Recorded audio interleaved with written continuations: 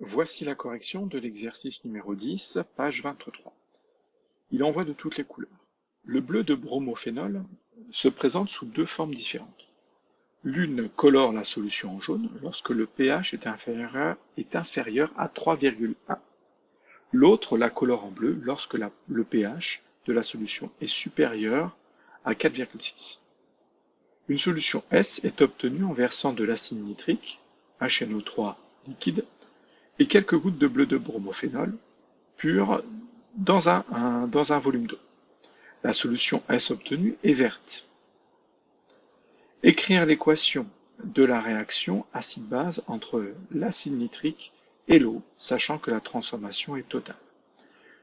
Donc, ici, avant de commencer à répondre, un petit peu de colorimétrie. Le bromophénol peut être jaune ou bleu, et là on obtient une solution verte. Le vert, c'est un mélange de bleu et de jaune.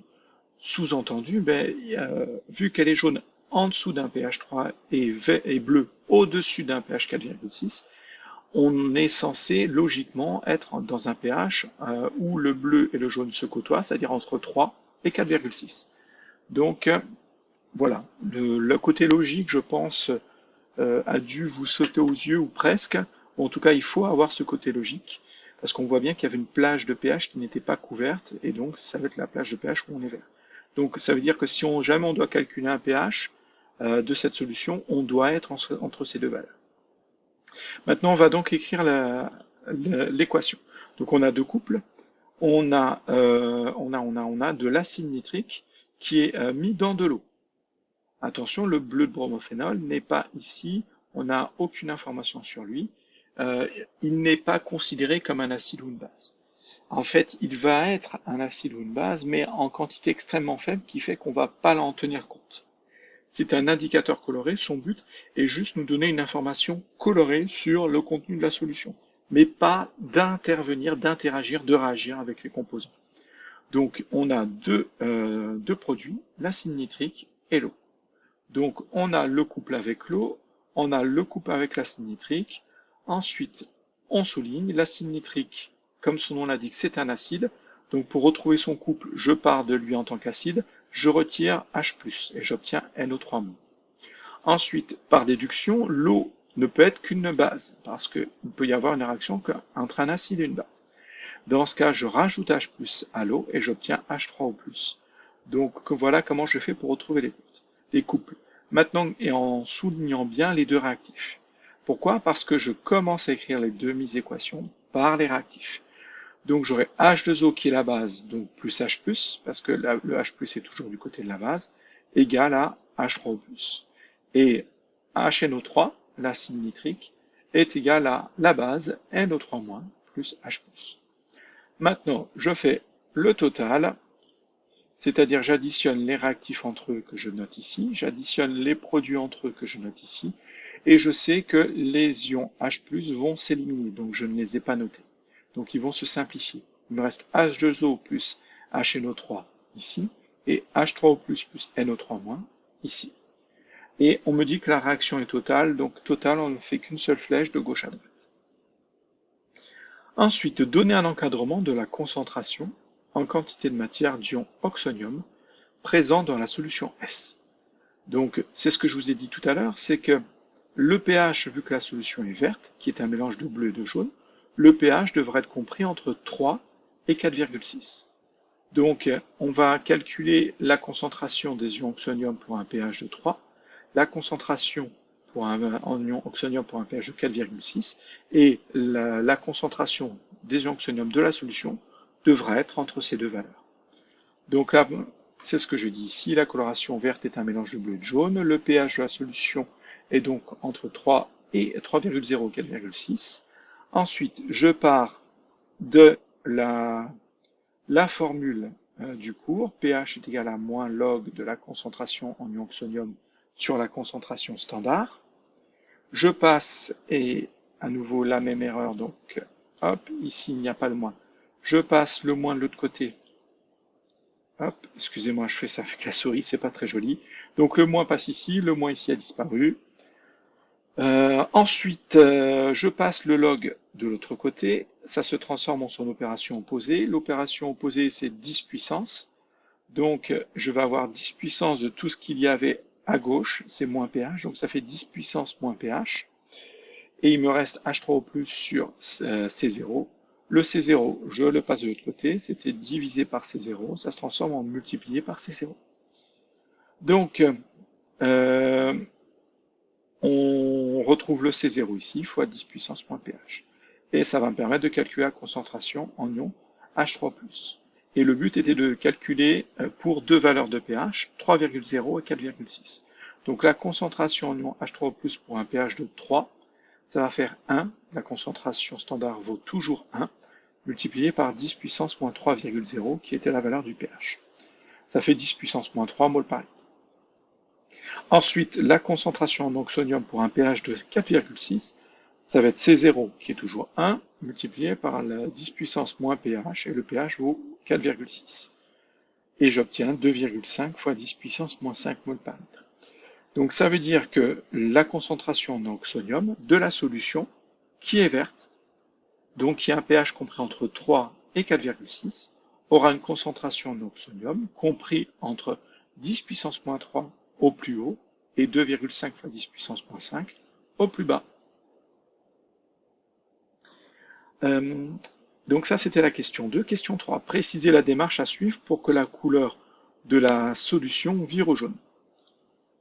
Donc là, ça va pas être trop compliqué. Pour que la couleur vire au jaune, il faut diminuer le pH parce que on est à un pH compris entre 3 et 4 pour être au vert. Et il faut un pH inférieur à 3 pour que ce soit jaune. Donc, il faut diminuer le pH.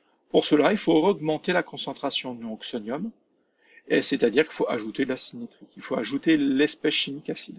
Donc, l'acide nitrique, si on en rajoute, ça va augmenter la concentration en oxonium, ça va faire diminuer le pH, la solution va devenir jaune. Ensuite, je vais quand même aller lire la question avant de la faire apparaître. Donc, la question, c'est 4A. On ajoute de l'hydroxyde de sodium dans la solution. Écrire l'équation de la réaction entre les ions hydroxyde et les ions oxonium, présents dans la solution S. La transformation est totale. Remarquez qu'on vous ne donne pas la formule des ions hydroxyde. La formule des ions hydroxyde et la formule des ions oxonium doivent être connues par cœur, mais vraiment par cœur. Parce qu'on peut ne pas vous la donner le jour du bac, c'est possible.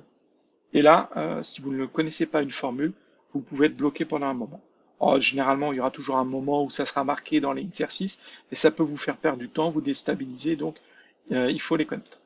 Donc, la formule des ions hydroxyde, ça va être H-. Donc, déjà, je sais qu'il y a les ions oxonium, H3+, ils font partie du couple H3+, H2O. Ensuite, il va y avoir les ions hydroxyde, c'est H-. Et ils font partie du couple H2O, H-. Voilà pourquoi ces deux ions sont à connaître, parce que ce sont les deux ions qui font partie des couples où l'eau est présente. Donc, on commence par écrire, donc on a une réaction entre les ions H3O+ et les ions H-. Donc, on commence par écrire H3O+ égale avec ce qu'il reste, c'est-à-dire la base, l'eau, plus les ions H+. Ensuite, on commence par écrire ce que j'ai souligné, ce que l'on a introduit, les réactifs.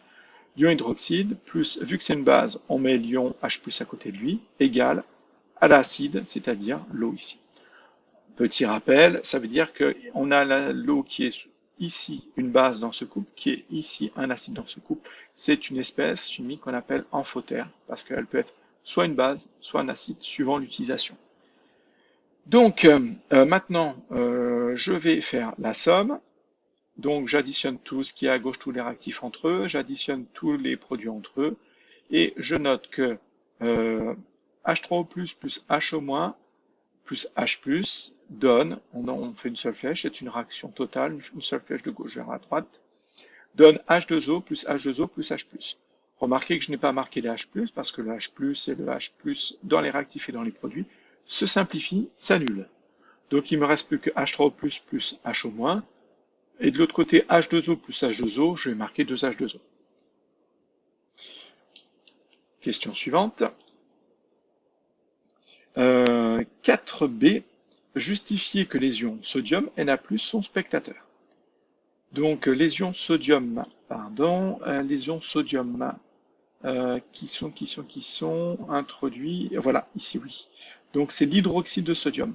Donc l'hydroxyde de sodium, on a comme hydroxyde de sodium, dans l'hydroxyde de sodium, on a des ions hydroxyde et des ions sodium. Donc il faut se poser la question, on a utilisé les ions hydroxyde qui vont réagir, et ça veut dire que les ions sodium sont spectateurs. Donc les ions sodium Na+, ne font pas partie d'un couple acide-base. Donc ils ne peuvent pas interagir dans une réaction acido-basique. Donc ils n'interviennent pas pendant la réaction. C'est la définition d'ion spectateur ou d'une espèce chimique spectatrice, c'est-à-dire qu'elle a été introduite parce qu'on n'avait pas le choix, mais finalement elle n'intervient pas lors de la réaction.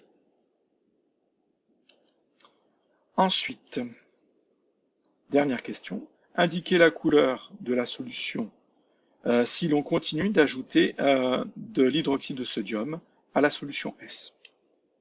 Donc, en fait, si on regarde la réaction, si on rajoute des hydroxydes de sodium, donc des ions hydroxydes, eh ben, on va avoir les ions à oxonium qui vont réagir avec ces ions hydroxydes.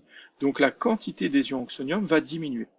Si la quantité des ions oxonium diminue, alors le pH va augmenter.